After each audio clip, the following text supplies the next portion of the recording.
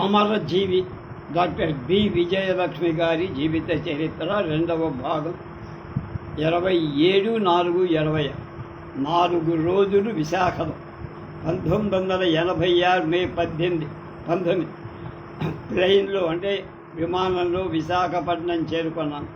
ఆమె గారి చెల్లెల దగ్గర విశ్రాంతి తీసుకుంటూ చికిత్సలు చేయొచ్చని అనుకున్నాను.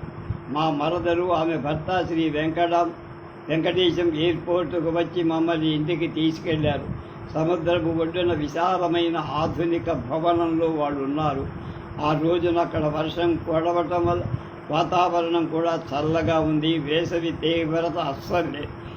19, 20, 21 తేదీలు బాగానే జరిగాయి. 22వ తేదీ నాడు ఆమె కాస్త ఆయాసం పెరగడం, వాపులు పెరగడం, నిద్ర పోకపోవడం జరిగింది. విశాఖలో 23 తేదీ నాడు విశాఖపట్నంలో కుప్పచ్చి కృష్ణమూర్తి గారి నా సహాధ్యాయుడికి ఫోన్ చేసి సంప్రదించారు. వారి భార్యకు ఒంట్లో బాగాలేదని డాక్టర్ అమ్మ గారిని వారి ఇంటికి తీసుకువస్తే సలహాలు ఇవ్వగలను. సాయంత్రం 4 గంటలకు వారి ఇంటికి పరీక్షలు చేసి లివర్ దెబ్బతిందని, సిరోసిస్ ఆఫ్ లివర్ లేక క్యాన్సర్ అయినా ఇవి ఉండాలని అభిప్రాయపడి వెంటనే హైదరాబాదు వెళ్ళి డాక్టర్ బాపూజీ మా పెద్దబ్బాయి సహాయంతో మందులు వాడకుండా జాగ్రత్తగా చికిత్సలు చేయించవాలి. కోమాలోకి వెళ్తే మాత్రం బతకటం కష్టం. వారి సలహా ప్రకారం 24వ తేదీ ఉదయం 1 గంటకు ప్లేన్లో విశాఖ చేరి 2 గంటలకు హైదరాబాదు చేరి విశాఖలో 15 రోజులు విశ్రాంతి తీసుకుంటే బాగుపడుతుందని ఆశించిన మాకు ఎంతో నిరాశ కలిగి పంజాగుట్ట బాపూజీ ఇంట్లో 82 రోజులు. మే 24వ తేదీ 3 గంటలు బాపూజీ ఇంట్లో గదిలో డాక్టర్ అమ్మ గారికి ఏర్పాట్లు చేశాం. ప్రకృతి చికిత్సాలయంలో రోగుల ఒత్తిడి ఎక్కువగా ఉండటం వల్ల కాటేజీలు ఖాళీగా లేని కారణంగా బాపూజీ సేవలు అధికంగా చేసుకోవచ్చనే ఉద్దేశంతో పంజాగుట్ట బాపూజీ ఇంట్లో 24 నుండి 30 వరకు ప్రతిరోజు ఎనిమా స్నానం చేయించడం, పండ్ల రసం, కొబ్బరి నీరు మాత్రమే ఆహారం. ఆరోగ్యం ఎంతో బాగుపడి విరోచనం కూడా బాగా ఆకలి కొట్టింది. నిద్ర బాని 30వ తేదీ నన్ను పిలిచి ఈ ఇల్లు బాగుంది, ఇరుగ్గా ఉంది, ఆరోగ్యం బాగానే ఉంది, మీరు ఆశ్రమానికి వెళ్ళి పడుకోండి. అలాగే 30వ తేదీ ఆశ్రమానికి వెళ్ళి 31వ తేదీ ఉదయం పంజాగుట్ట, మళ్ళీ 31 సాయంత్రం ఆమె వెళ్ళమని పట్టుబడి ఆశ్రమానికి వచ్చి 1వ తేదీ ఉదయం 9 గంటలకు పంజాగుట్ట, జూన్ 1వ తేదీ ఉదయం 9 గంటలకు కోమా లక్షణాలు కలిపి మధ్యాహ్నానికి మన లోకంలో లేకుండా బాపు బాపు అని అరవడం తప్ప ఇంకేం లేదు. కాళ్ళు చేతులు కొట్టుకోవడం బాధా భయంకర.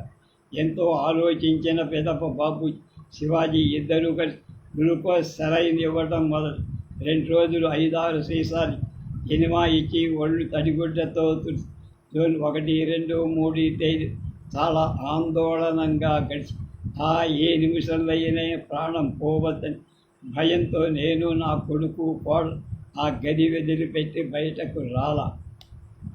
2వ తేదీ నాడు అమెరికాలో ఉన్న మా 3వ అబ్బాయికి ఫోన్ చేసి వెంటనే వాడు 3వ తేదీ బయలుదేరాడు. 4వ తేదీ డాక్టర్ అమ్మ కళ్ళు తెరిచింది.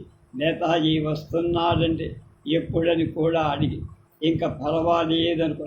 5వ తేదీ ఉదయం నేతాజీ వస్తున్నాడని చెప్పి 10 నిమిషం వాడి కోసమే ఎదురు చూస్తూ 5 గంటలు ఆపు లేకుండా ఎప్పుడొస్తాడని చెప్పి 5వ తేదీ ఉదయం 8:30 నేతాజీ వచ్చాడు.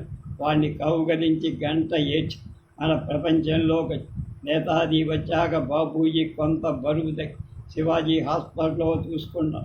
నేను ఏదో పై సహాయం చేసి ఇద్దరూ కలిసి సేవ చేసి ఆమెను కాస్త నడిచేటట్లు కూడా చేసి ఆహారం కూడా కొద్దిగా తీసుకోండి. పండ్లు, ఎండు ద్రాక్ష, కొబ్బరి నీరు, దానిమ్మ, ద్రాక్ష బాగా క్రమక్రమంగా కోరుకున్నట్లుగా 22వ తేదీ నేతాజీకి ఉద్యోగం వచ్చినట్టు వారి మామగారి నుంచి ఫోన్. వాడిని వెంటనే వెళ్ళమని డాక్టర్ అమ్మకు ధైర్యం చెప్పి పంపాం. ఆమె బాగుపడుతుందని మేమంతా సంతోషిస్తూ వాడిని పంపాం. జూన్ 28వ తేదీ వరకు బాగానే 29 పైల్స్ బ్లీడింగ్ ప్రారంభం. ఆ జబ్బులో లివర్లో గల బ్లడ్ కంటెంట్ మెకానిజం బలహీనమై ఆ కారణం చేత భయపడ్డ. 4 రోజులు బ్లీడింగ్ అయి విటమిన్ కే ఇస్తే తగ్గి, కానీ బలహీనత విపరీతం.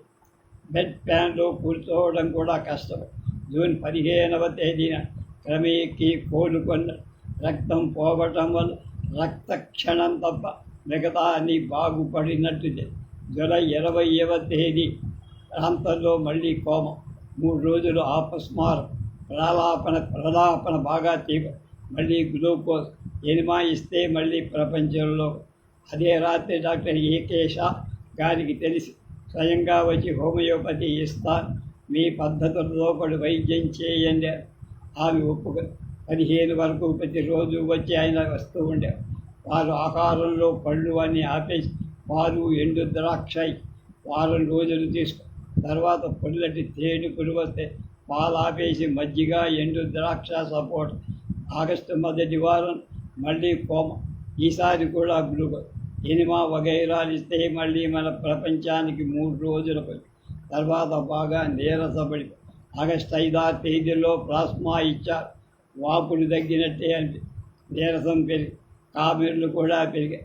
ఆగస్టు 10వ తేదీన పంజాగుట్ట నుండి వెళ్ళిపోదాం, నన్ను ఇంటికి తీసుకుపండి అని రాత్రింబవళ్ళు ఏడవటం మొదలు. ఏదో సాగు చెప్పి 4 రోజుల 14, 15 తేదీల్లో 16 తేదీలు నిద్రపోకుండా ఏడవడం. ఇంటికి తీసుకుపోమని కోరి. నా మీద మీకు దయలేదా? మీరు కూడా బాపూజీతో కలిసి నన్ను ఇక్కడే చంపేస్తారా? నన్ను మోసం చేయక, నాతో అబద్ధం ఆడక, ఎప్పుడో నాతో ఇంత అధీనంగా మాట్లాడు. ఆ దీన స్థితి చూసి ఆ రోజు 17వ తేదీ ఉదయం 1 గంటకు ప్రకృతి చికిత్సాలయంలో 32 ఏళ్ళు ఆమె ఉన్న గదిలోకి చేర్చాం. మిగతా విషయాలు రేపు.